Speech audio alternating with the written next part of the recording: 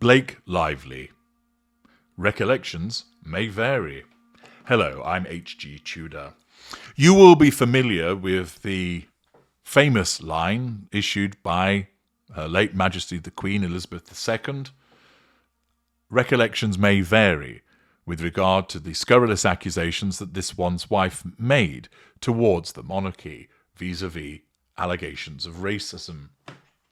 This is one of the major problems that the narcissist has, that because the narcissism invents things that have happened. Please watch my video, The Truth, Nowhere Near the Truth, and the Half-Truth, to understand how the narcissist behaves.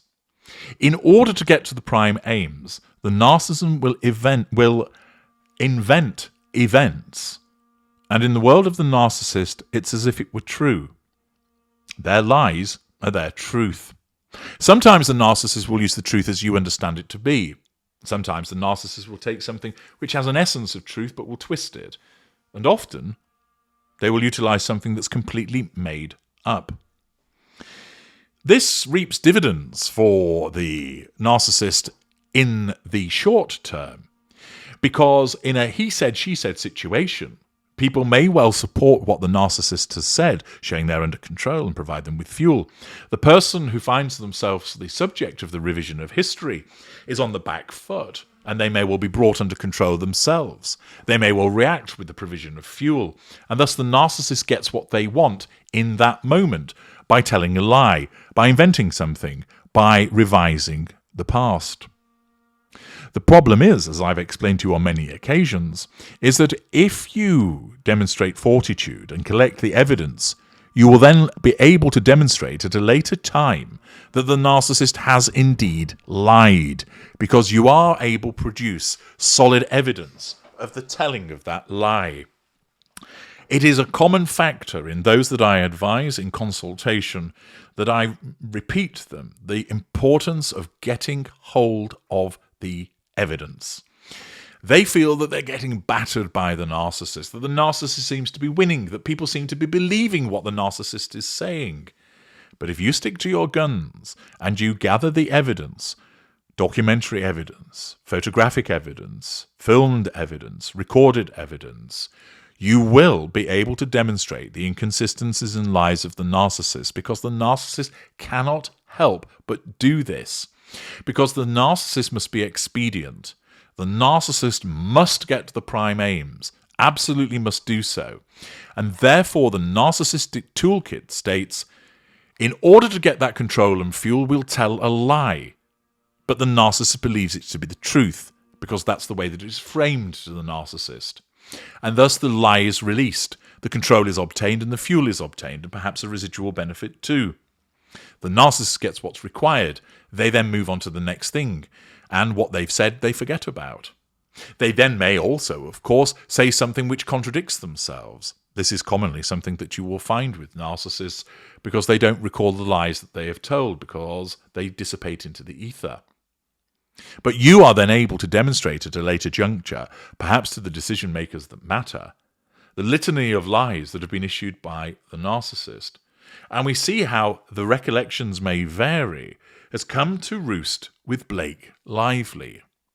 Eve Buckland and Carly Johnson, writing for the Daily Mail, explain Blake Lively's ongoing court battle with Justin Baldoni has taken another shock twist as her It Ends With Us co-star turned against her.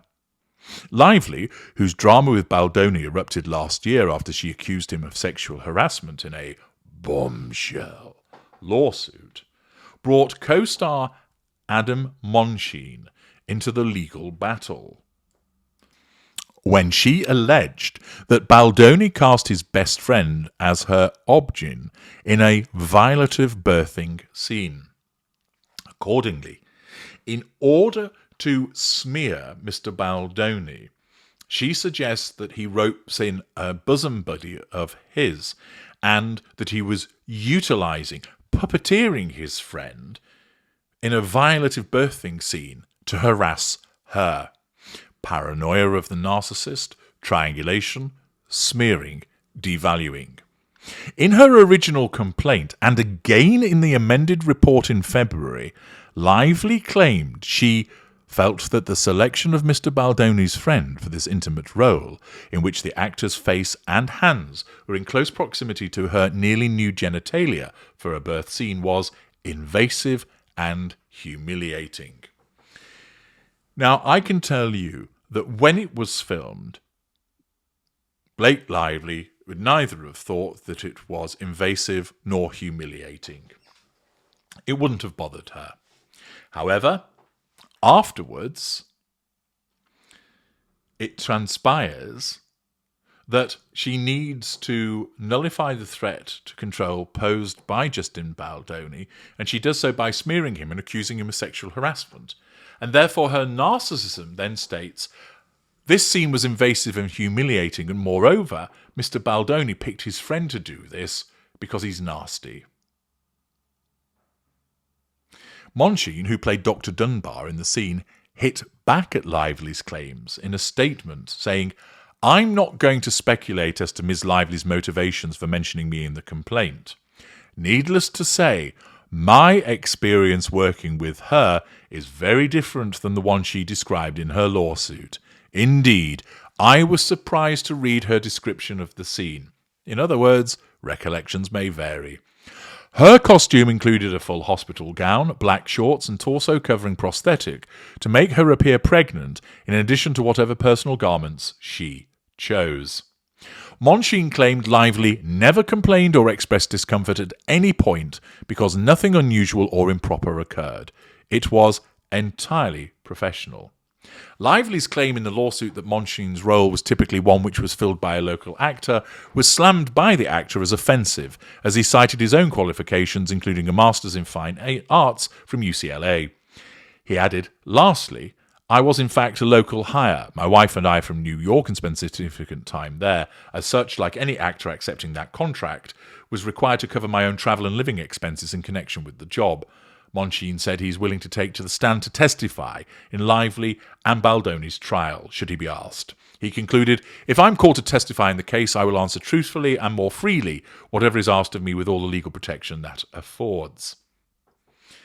Lively has previously claimed of the birth scene in her lawsuit, on the day of shooting the scene in which Miss Lively's character gives birth, Mr. Baldoni and Mr. Heath, this is Jamie Heath, CEO of Wayfarer Studios, suddenly pressured Miss Lively to simulate full nudity, despite no mention of nudity for this scene in the script, her contract, or in previous creative discussions. Mr. Heath and Mr. Baldoni also failed to close the set, allowing non-essential crew to pass through while Miss Lively was partially nude from below the chest down, with her legs spread wide in stirrups and only a small piece of fabric covering her genitalia. Contrary to the Wayfarer party's contention, the production did not maintain a closed set. Miss Lively was not provided with anything with which to cover herself between takes until after she had made multiple requests. And as I've explained hitherto, what has happened is that Blake Lively has revised history to suggest that the scene was as she has described there when it was not, and then she's fallen foul of the give the narcissist enough rope that an independent witness has come forward and said it isn't as she claims it to have been. In actual fact, it was completely different. Yes, I'll testify, and it was actually like this. Another example of where the narcissist has lied in order to assert control and to draw fuel. Another instance where the narcissist has revised history. And then in the moment, it creates a shocking impression of Mr. Baldoni. But then, as I've explained so many times, you give it enough time and you find the evidence and it demonstrates that this person has been telling lies, that they have revised history, and you're able to expose them. This time, Lively has been exposed for telling a lie by a witness that has come forward and has completely rejected what she has had to say. I'm H.G. Tudor. Thank you for listening.